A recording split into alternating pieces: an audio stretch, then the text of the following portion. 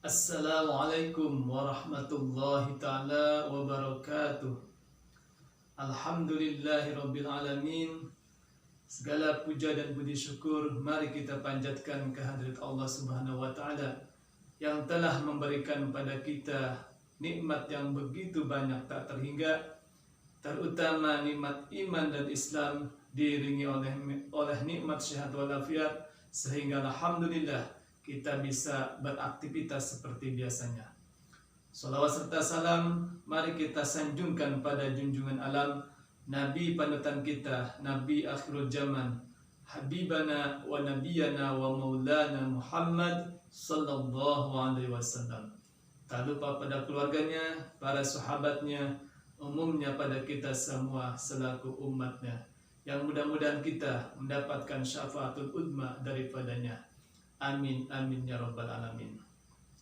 Halo para pemirsa YouTube dimanapun Anda berada, yang saya hormati dan saya cintai. Tujuan hidup kita dunia ini tidak lain dan tidak bukan adalah untuk beribadah. Sebagaimana Allah menyatakan dalam firman-Nya, "Wa ma khalaqtul jinna wal insa illa liya'budun." Tidaklah aku ciptakan jin dan manusia kecuali untuk beribadah. Secara garis besarnya, ibadah berarti beriman dan bertakwa, yang artinya menjalankan segala perintahnya dan menjauhi segala larangannya. Bagaimana kita mengetahui apa yang dilarang Allah dan apa yang diperintahkan Allah? Tentu kita harus mengetahui ilmunya. Apa itu ilmunya? Ilmunya adalah Al-Quran dan Al-Hadis. Bagaimana jika kita tidak bisa menafsirkan atau menerjemahkan, memahami Al-Quran dan Al-Hadis itu? Maka kita harus mendengarkan, mengikuti, dan mengkaji Al-Quran dan Al-Hadis itu pada para ulama. Hadirin para pemirsa YouTube yang dirahmati Allah Subhanahu wa taala. Dalam beribadah, baik yang besar ataupun yang kecil, maka kita harus melaksanakannya.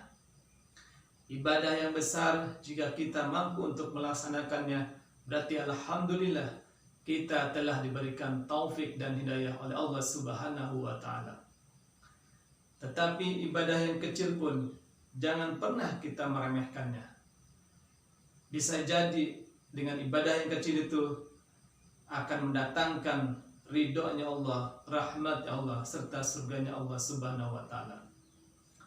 Seperti kisah berikut di dalam kitab Duratun Nasihin. Diceritakan seorang nenek yang miskin, dan maaf, dia tidak begitu ibadahnya atau kurang ibadahnya, tetapi dia ingin menyumbangkan sesuatu dalam pembangunan masjid di kampungnya. Tetapi apalah daya, dia itu orang miskin, tidak mampu apa-apa. Akhirnya dia menyumbangkan satu buah paku pada pembangunan masjid tersebut. Lalu dia menyerahkan pada petugas pembangunan masjid, dan dia berkata, mungkin kalau bahasa kita, "Pak, saya ingin menyumbang pada pembangunan masjid ini, tapi saya tidak punya apa-apa kecuali satu buah paku ini." Kata para petugas pembangunan masjid, "Ya udah, taruh aja di tempat paku atau di kotak paku." Kata si nenek, "Tidak, saya ingin melihat paku ini digunakan atau tidak." Maka petugas pun menggunakan paku tersebut di sebuah tempat wudhu untuk cangkolan peci, sarung, atau baju koko atau sorban. Ketika orang wudhu, dicangkolkanlah si peci itu atau sorban itu ke paku tersebut. Maka si nenek pun lalu pulang karena dia sudah melihat pakunya digunakan. Singkat cerita, nenek ini meninggal dunia, dan di dalam kuburnya, karena si nenek ini mungkin kurang ibadahnya, maka akan, singkat cerita, si nenek ini akan disiksa.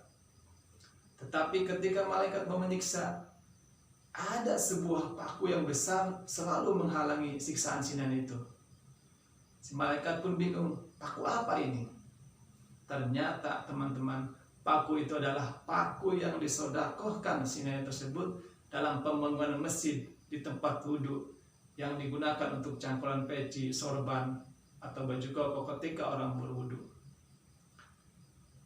Jadi ternyata paku itulah yang mendatangkan rahmat Allah, maghfirahnya Allah, serta pengampunannya Allah ke si nenek tersebut. Nah, begitu teman-teman. Jadi yang dimaksud paku yang menyelamatkan dari api neraka. Jadi apapun ibadah kita, kecil apapun, akan dicatat oleh Allah. Dan sekecil apapun jangan pernah meremehkan. Karena dengan ibadah yang kecil itu bisa jadi datangnya maghfirah Allah, rahmatnya Allah, serta ridhonya Allah Subhanahu wa taala. Wallahu a'lam bishawab. Oke teman-teman, mungkin sekian sharing ilmu dari saya. Semoga bermanfaat pada para teman-teman, para guru, para ustadz, para kiai. Mohon maaf apabila penjelasan saya ada yang salah, silahkan komen di bawah. Akhirul kalam, sekian dari saya. Assalamualaikum warahmatullahi wabarakatuh.